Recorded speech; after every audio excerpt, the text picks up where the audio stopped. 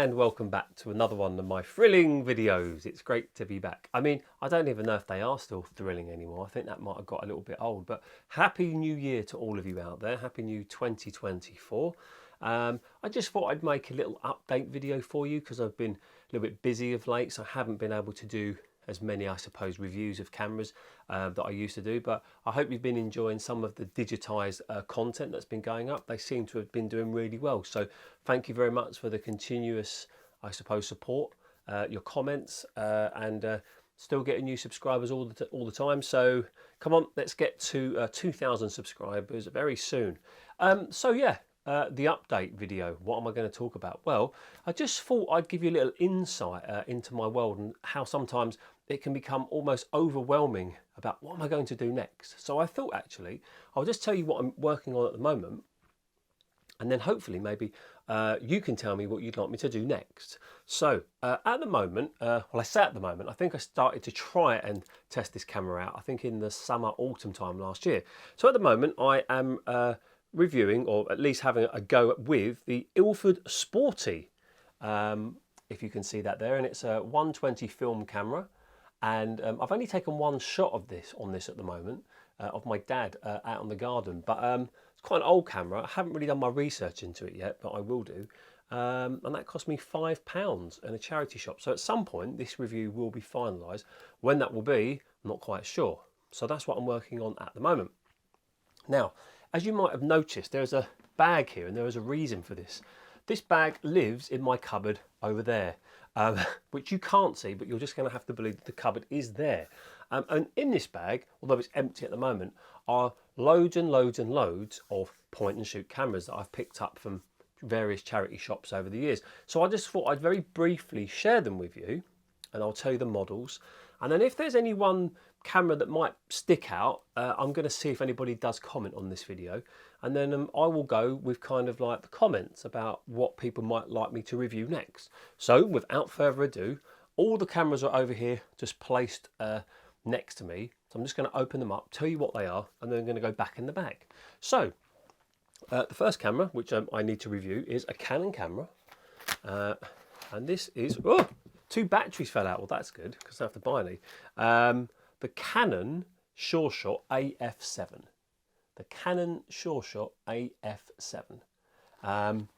So that is, I think that's the only Canon camera that I've got that I need to review.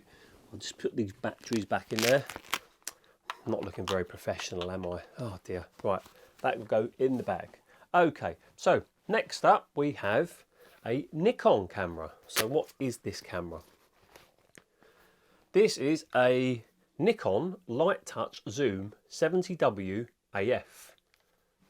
So as you can see that there, it's quite a long name, I would say.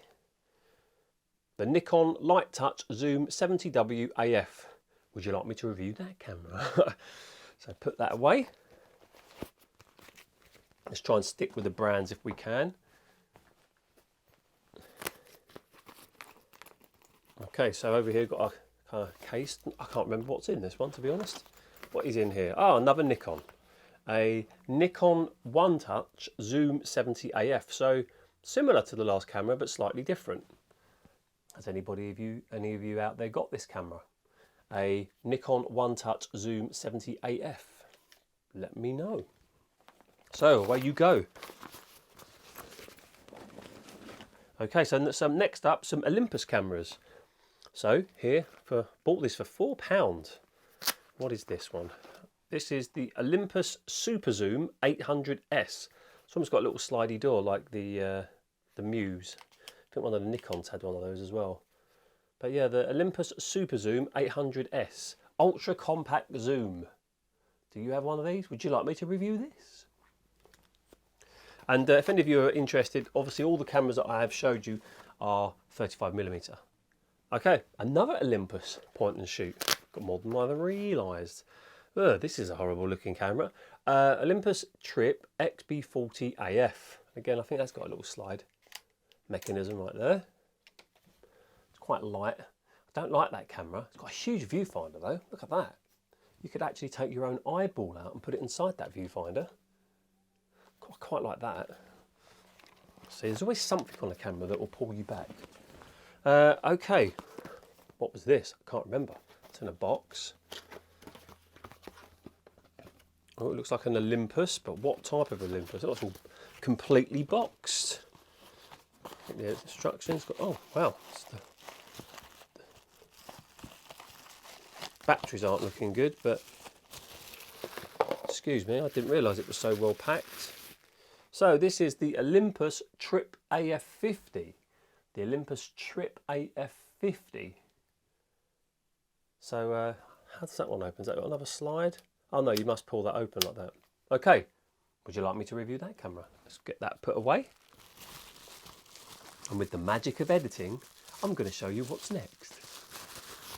So next up we have, yes, this was a camera I think I was going to review a little while ago. This is the Pentax 35 AFM, not the date one I believe. I'll just get it out and just show it to you.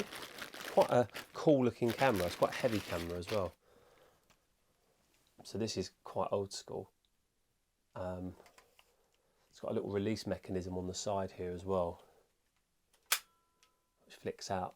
So do you own one of these? The PC35AF. Pentax 35AF. So that might be one for the next review. Quite like the look of that camera. Okay, another Pentax.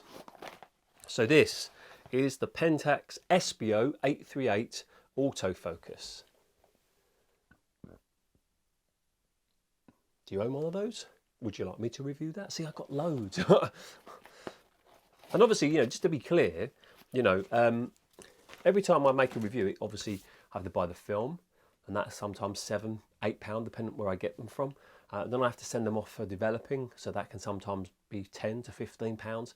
So sometimes each video can cost £25, plus I haven't got a camera, so it can be like £30. So, you know, if you aren't very well off, like I would always class myself as not very well off, then it can add up. But since I'm making a tiny little bit on YouTube, that's what it goes towards.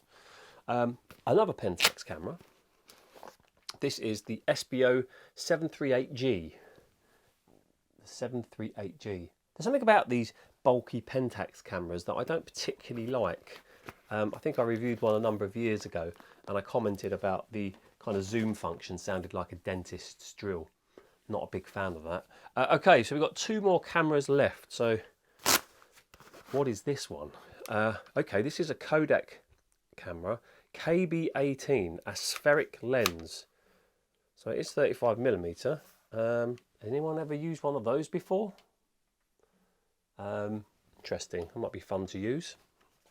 And then last but not least, we have, and I know what this is what I would refer to as the dad cam, because my dad used to have one of these, and these were cheap and cheerful cameras. This is the Helena Vision Snaps, a very, very bare bones basic camera, but you know, in my opinion, was able to get pretty good results back in the day.